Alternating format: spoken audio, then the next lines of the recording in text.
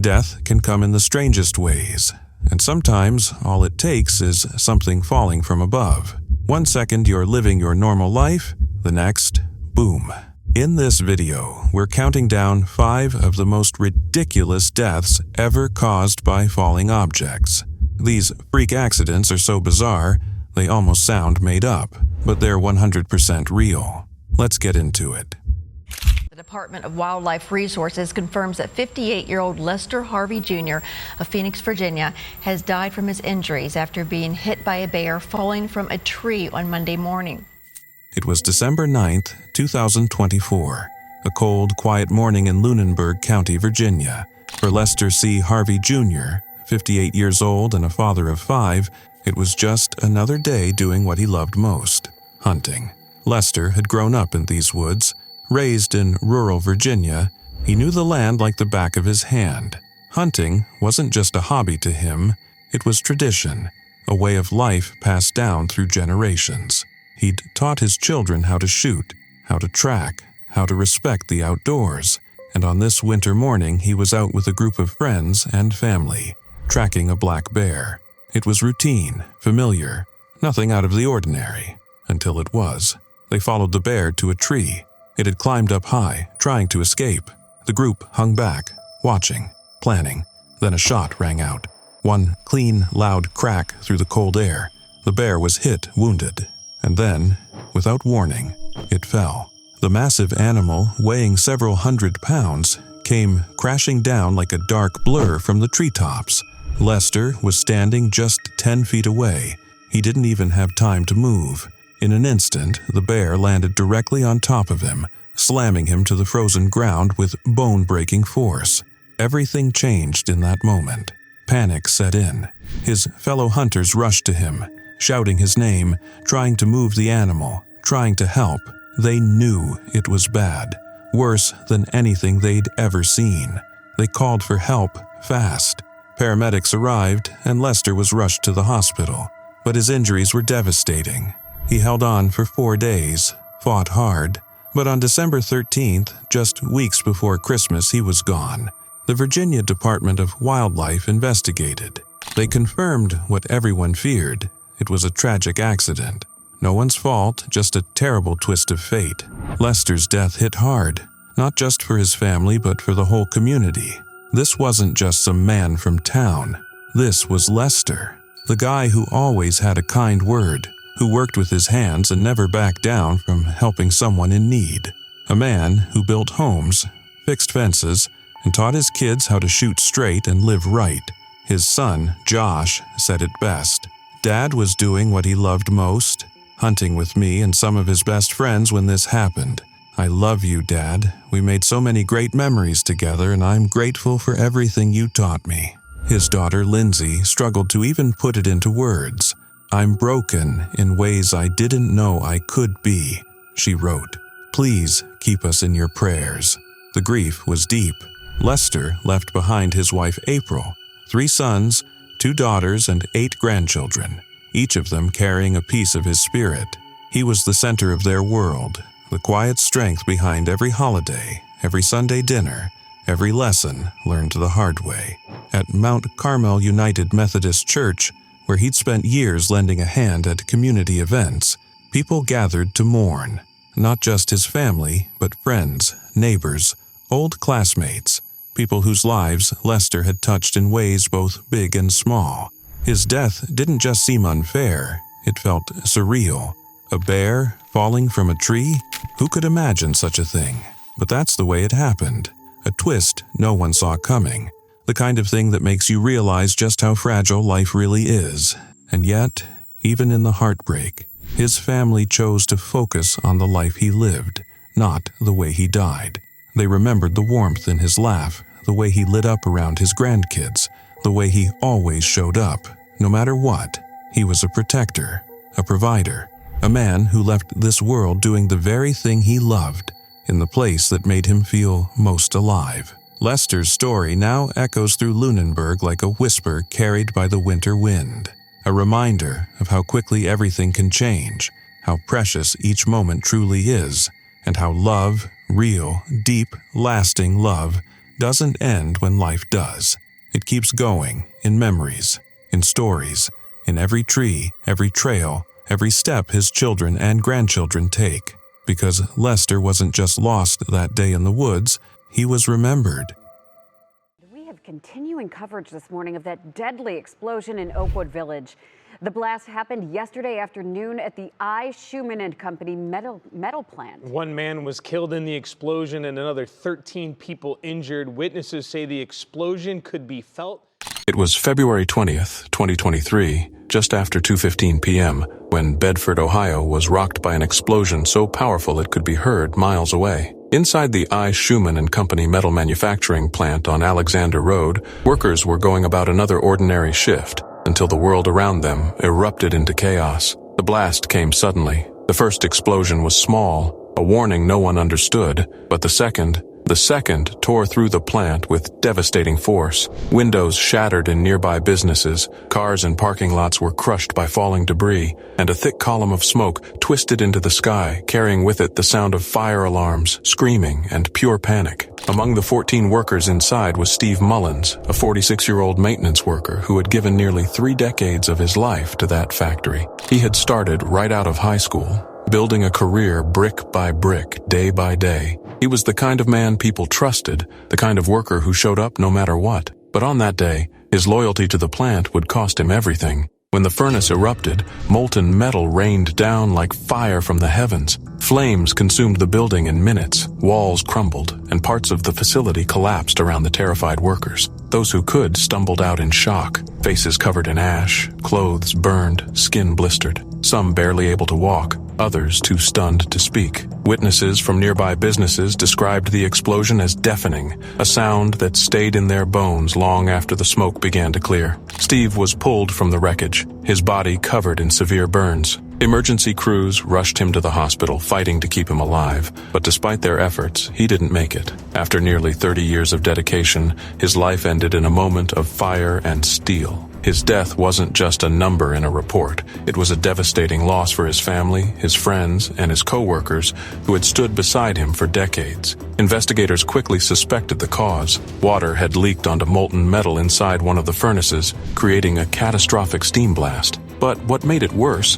what made it unforgivable, was the fact that this plant had been warned before. In 2019, OSHA inspectors found serious safety violations, workers exposed to molten metal without proper gear, unsafe conditions that should have been corrected long ago. One worker had already suffered severe burns back then, but the changes weren't made, at least not the way they should have been. Now, after the tragedy, lawsuits have been filed. The injured workers and the families of those lost argue that negligence and broken safety protocols paved the way for disaster. And for many in Bedford, the questions linger heavily. Could this have been prevented? Would Steve Mullins still be alive today if the warnings had been taken seriously? The company has since shut down operations at the plant, promising to support employees and cooperate with investigators. But promises and condolences don't erase the trauma of that day. They don't bring back a man who had spent most of his life inside those walls, trusting that the place where he gave his time, sweat, and years would keep him safe.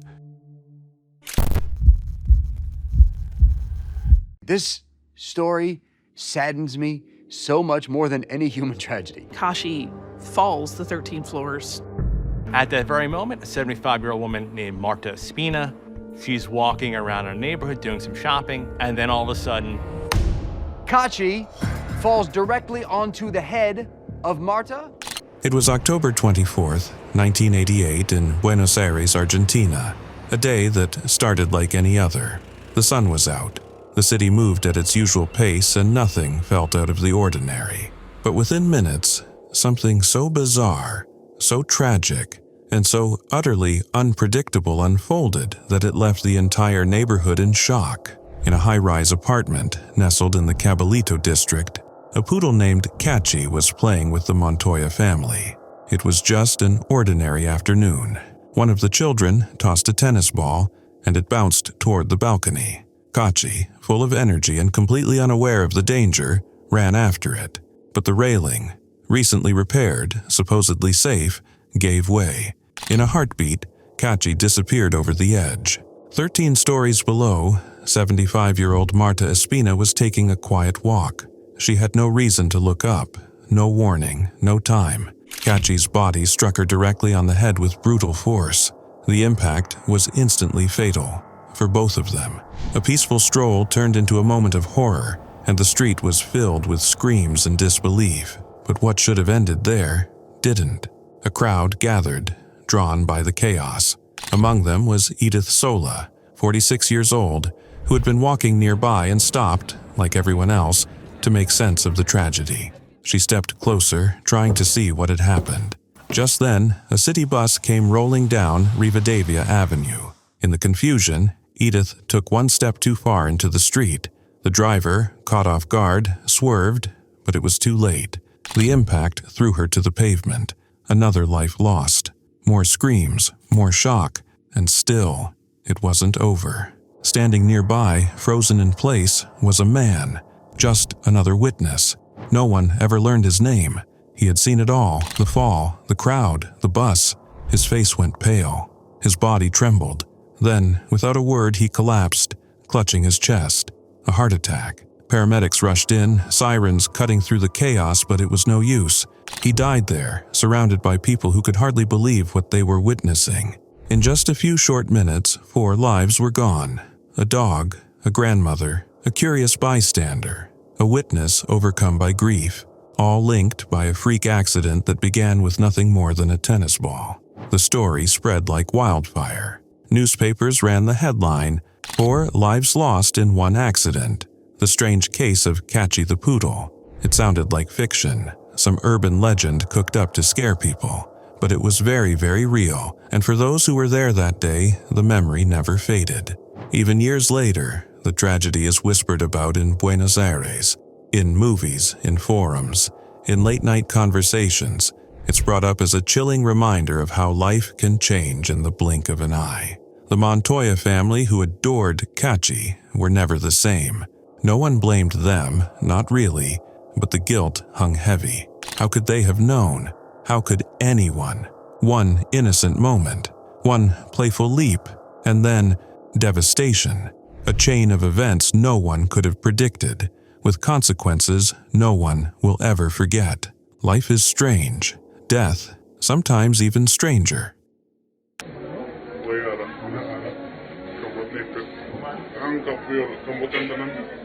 It was June 22nd, 2019, in Iloilo City, Philippines. A day that should have been ordinary, routine, and uneventful. For 18-year-old Jar Junko, it was only his second week at the sausage-making factory. He wasn't supposed to be anywhere near the dangerous machinery. His role was simple: pack the finished products. Nothing more, nothing less. But that morning, something would pull him into a nightmare no one could have imagined. Jar showed up at 7 a.m., eager to start his shift. He worked alongside his co-worker, Carl David Carlos, who was more experienced and responsible for operating the heavy equipment. One of those machines was a massive meat mixer, its sharp blades designed to churn through pounds of meat with brutal efficiency. Jar wasn't trained to touch it. He wasn't authorized to go near it. Yet for reasons no one will ever fully understand, he did. At around 11:30 a.m., Carl briefly stepped away. Just a few minutes. That's all it took. Alone in the factory, Jar approached the machine while it was still running. Maybe he was curious. Maybe he thought he could fix something or retrieve a piece of material. But the moment his right arm reached inside, everything changed. In an instant, the blades caught him and pulled him into the machine.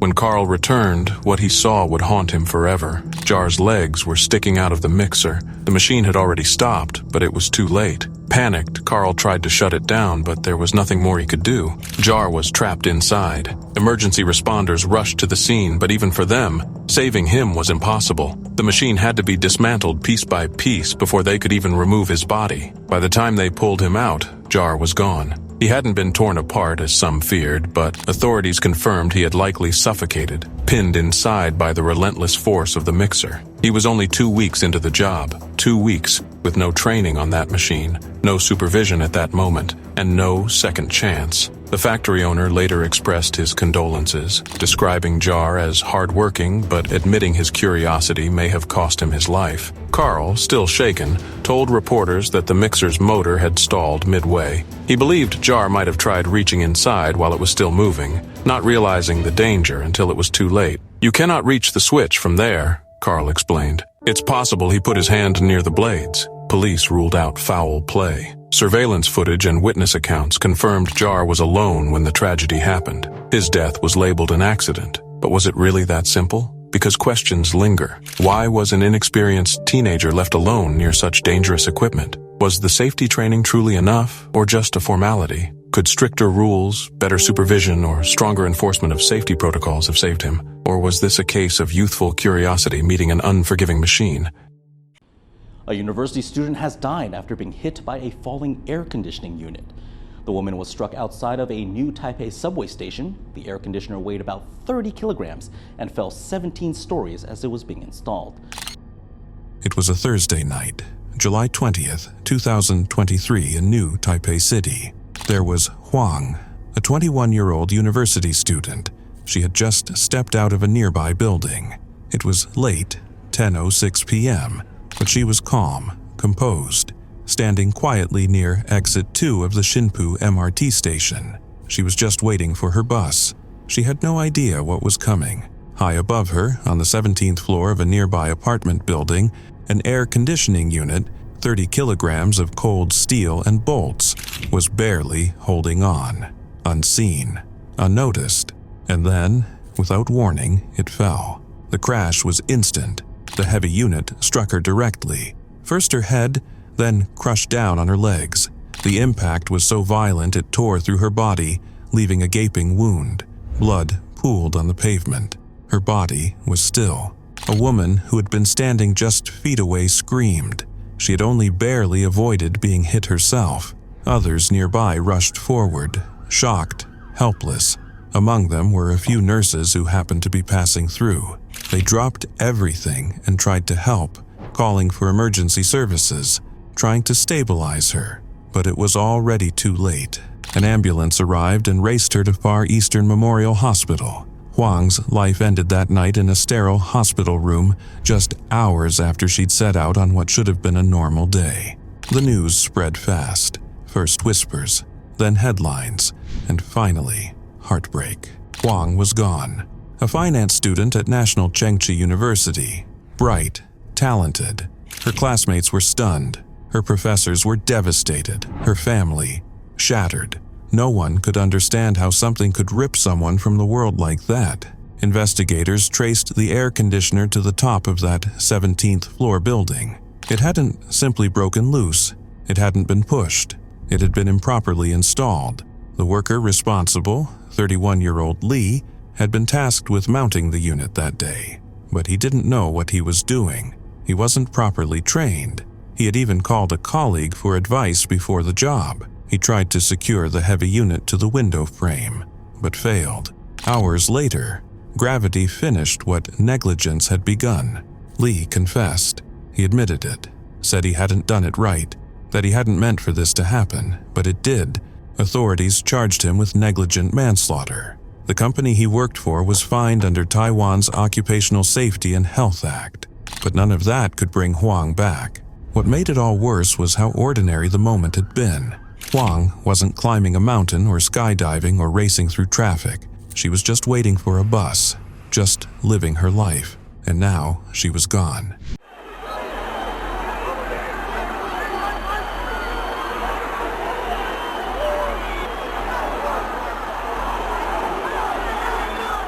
May 2nd, 2014, a Friday night under the lights in Recife, Brazil. The kind of night where football takes over the streets, where drums echo, chants rise, and thousands come together to live and breathe the game.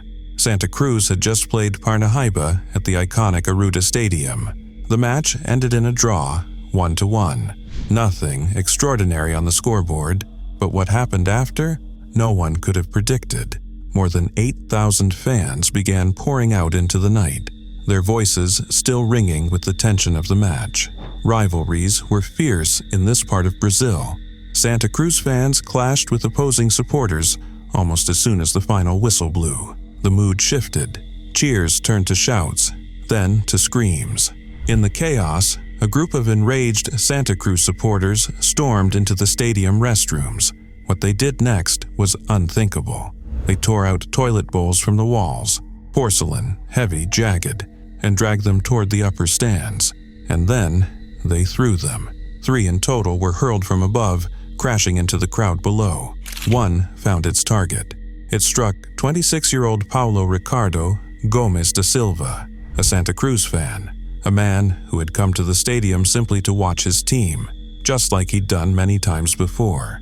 But this time, he wouldn't make it home. The impact was brutal. More than 750 pounds of force, a missile from the heavens. Paulo never stood a chance. He collapsed instantly, blood pooling around him as others scrambled to safety. The stadium, once alive with celebration, was now echoing with panic. He died right there, beneath the floodlights. For his mother, Jolma, the nightmare arrived with a phone call. Her voice would later tremble as she told the world, "They took my son away from me." The timing couldn't have been more horrifying. Brazil was just 40 days away from hosting the FIFA World Cup. Recife, where Paulo died, was one of the host cities. A new stadium, Arena Pernambuco, had been built to showcase the beauty of Brazilian football to the world. But that night, all eyes turned to Arruda and to the horror that had unfolded there. This wasn't a stadium malfunction. This wasn't a tragic accident. This was an act of violence.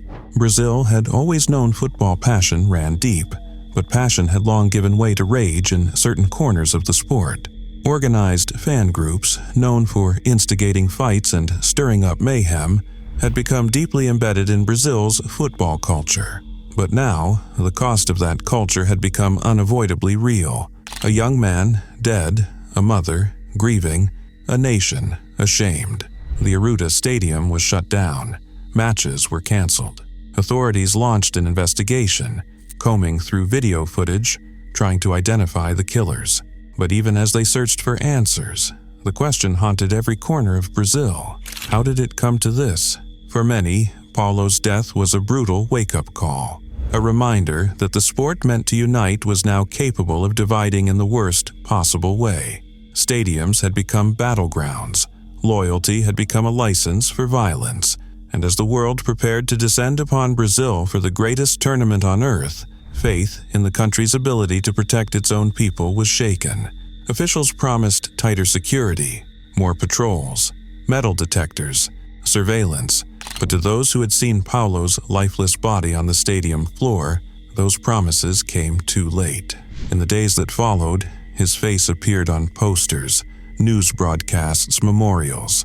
His name became a symbol of what had gone wrong, and yet, even as the World Cup kicked off weeks later, with fireworks and music and cheers from the stands, something lingered in the air, something heavier than the celebrations could hide. Paulo should have been alive to watch that tournament.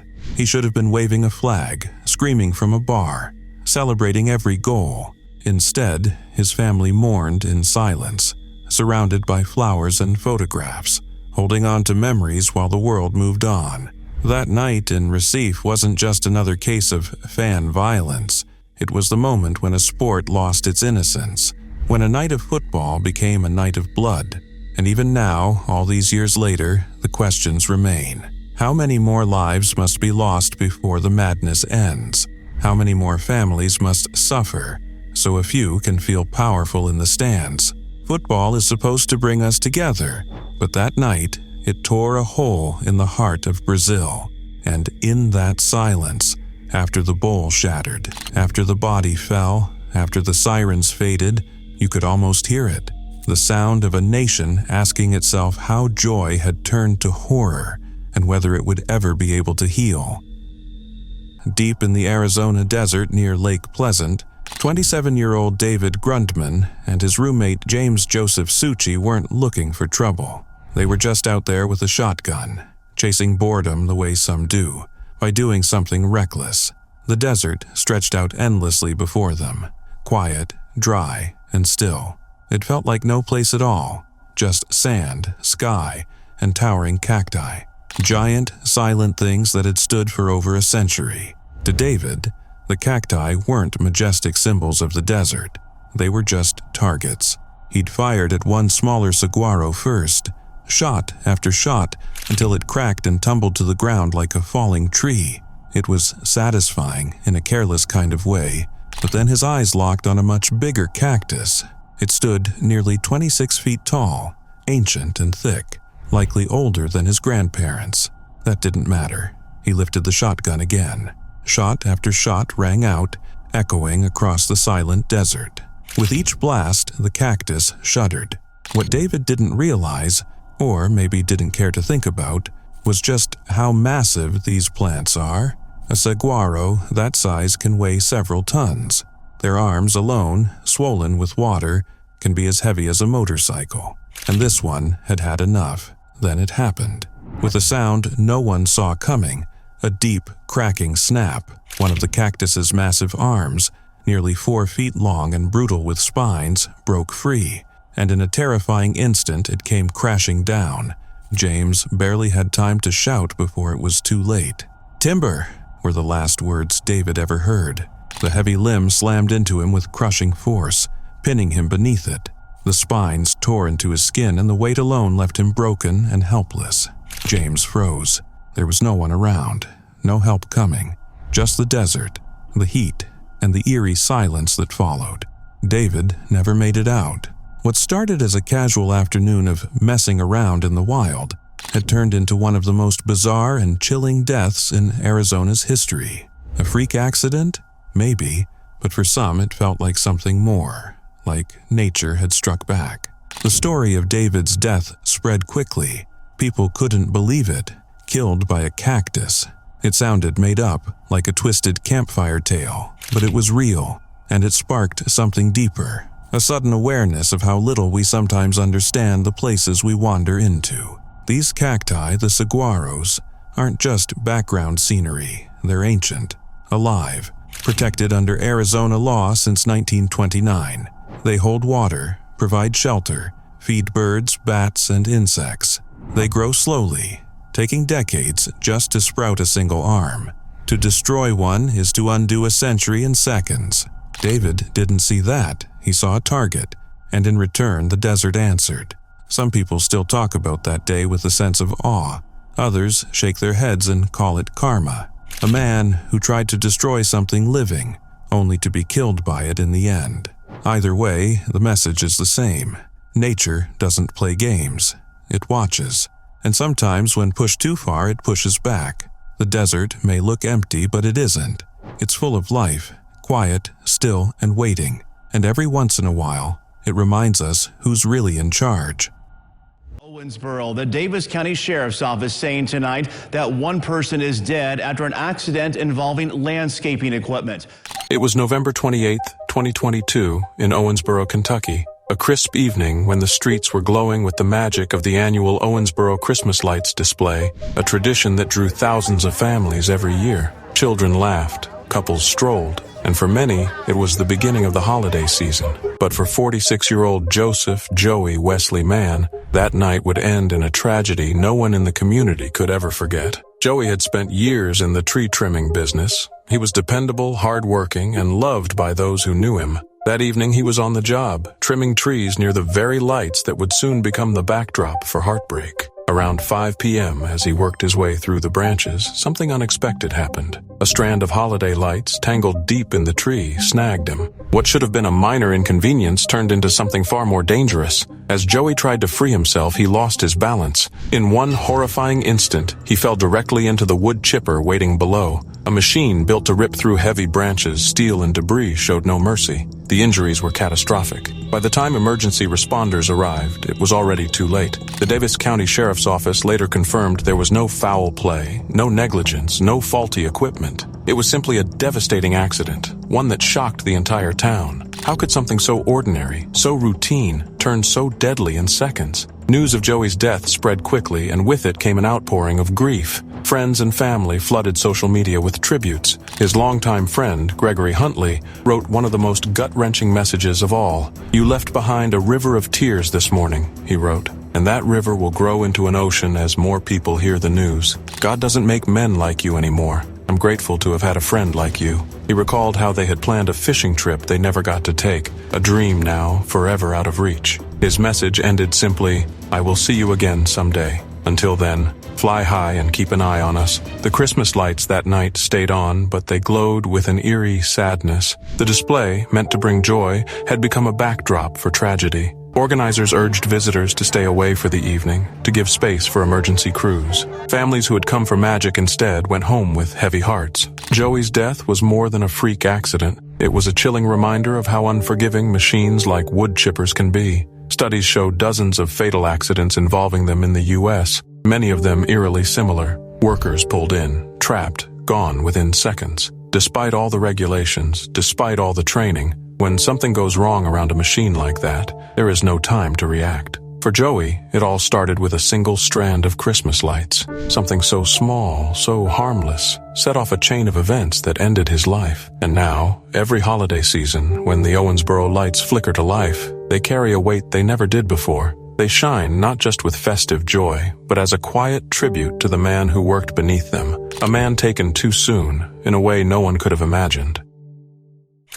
It was October 30th, 2021, at the La Jolla Zip-Zoom Zipline on the La Jolla Indian Reservation in Palma Valley, California. The sun was beginning to dip behind the ridges, casting long shadows across the valley where thousands of visitors had come before, chasing the thrill of flying 100 feet above the ground. For 34-year-old Gwen Romero, it was just another shift, another day ensuring the safety of customers who trusted him with their lives. But in a matter of seconds, routine turned into tragedy. That evening, Romero was assisting a woman on the launch platform, double-checking her harness as she prepared to take off. It was a task he'd done countless times, but as she started to move, something went wrong. She slipped out of position, her body tilting dangerously. Without hesitation, Romero grabbed her harness, steadying her before she could fall, but in saving her balance, he lost his own.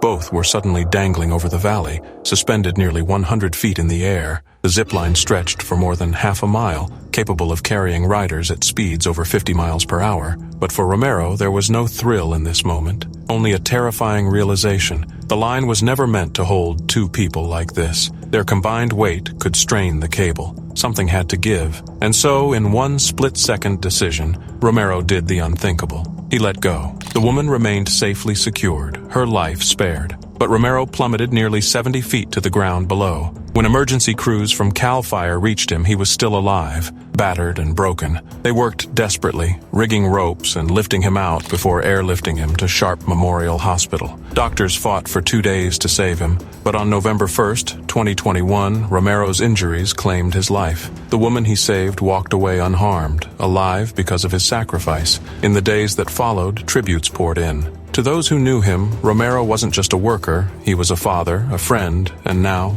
a hero. A GoFundMe was launched to support his child, and donations flooded in, surpassing expectations. People who had never met him grieved because the story of his sacrifice was impossible to ignore. But beneath the grief lay something darker, anger. Because Romero's death wasn't only about bravery, it was about failure. Investigators found that the zipline lacked the very safeguards that could have saved him. No safety nets, no guardrails, no proper fall arrest systems. Employees, including Romero, had not been adequately trained to handle fall hazards. OSHA issued citations for 4 serious violations, with potential fines reaching $225,000. But the fines were nothing compared to what was lost. Since 2015, the La Jolla Zip-Zoom had attracted countless thrill-seekers. But unlike major amusement parks, zip lines on tribal land often fall into regulatory gray areas, with fewer rules and less oversight. That loophole left workers like Romero vulnerable, and in his case, it cost him everything. His story lingers because it forces us to ask the hardest questions. Could his death have been avoided if the proper safety systems had been in place? If management had taken training and fall risks more seriously, would he still be alive today? The answers won't change what happened, but they reveal the truth. This wasn't just an accident. It was a tragedy born from preventable gaps in safety. Yet when people remember Gwen Romero, they won't only remember the failures that cost him his life. They'll remember the moment he let go, not because he had to, but because he chose to. He gave everything to protect someone else. His sacrifice will never be forgotten, even as the zip line remains closed and the investigation continues. It was February 17th, 2023, when 24-year-old Sean Clear, a young mechanic from Ballacola, County Louth, Ireland, lost his life in the most tragic and unexpected way. He had traveled halfway across the world to New Zealand only a few months earlier, in October 2022, filled with excitement to work, save money, and experience life abroad. Just days before his 25th birthday, that dream came to a sudden, devastating end. Sean wasn't just another worker on a farm. Back home, he was the kind of person everyone knew. He grew up in Balakola, a small town where friendliness and community meant everything. He was outgoing, always up for a chat, and loved by his teammates at the KF Balakola GAA club where he played hurling. His father, Tom, was well known too, having served as vice chairman of the Lowis County Board. For a town so close-knit, Sean's death wasn't just heartbreaking, it was unthinkable. That day, Sean was working for Kavanagh Contracting on a farm near Wakapapa Village in New Zealand's North Island. The job seemed straightforward. Help recover a mower that had gotten stuck in the mud after Cyclone Gabrielle.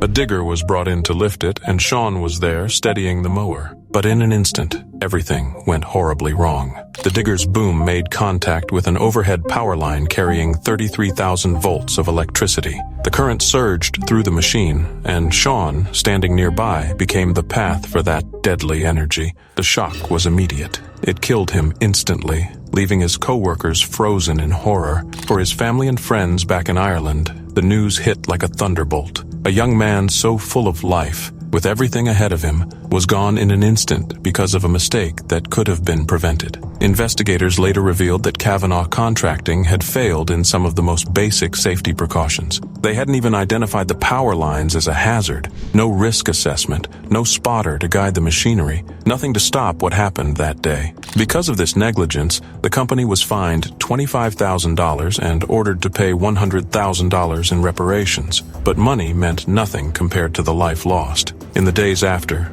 tributes poured in from home. Friends and teammates spoke of Sean's kindness, his hard-working spirit, and the way he always had a word for everyone. "It's just terrible," said Gordon Pearson, chairman of KF Balakola GAA. The entire community came together, surrounding his parents, Tom and Julie, and his sister, Ella, with support. When Sean's body was flown back to Ireland, the grief was palpable. On February 25th, hundreds gathered for his funeral, a final goodbye to a young man who should have had decades ahead of him. But Sean's death wasn't just a personal tragedy, it was a warning. Just 3 months later, in May 2023, another worker, Holmes O'Connor, was critically injured in a similar accident in New Zealand after coming into contact with a high-voltage line while on scaffolding. He suffered burns, fractures, and life-threatening injuries. Once again, companies were fined. But once again, the question hung in the air: how many times does this have to happen before safety is truly prioritized? WorkSafe New Zealand concluded that Sean's death was not an unavoidable accident. It was preventable. His life could have been saved if basic safety laws had been followed, if someone had been paying attention to the risks right above them. It's a chilling thought. One moment, you're steadying a piece of equipment, and the next, you're gone. Not because of chance, but because of someone else's failure. For those who knew Sean, he will always be remembered as the kind, hard-working young man whose life was stolen far too soon. For the rest of us, his story is a haunting reminder that workplace safety is never something to take lightly, because one overlooked hazard, one unchecked risk, can mean the difference between going home at the end of the day or never coming home at all.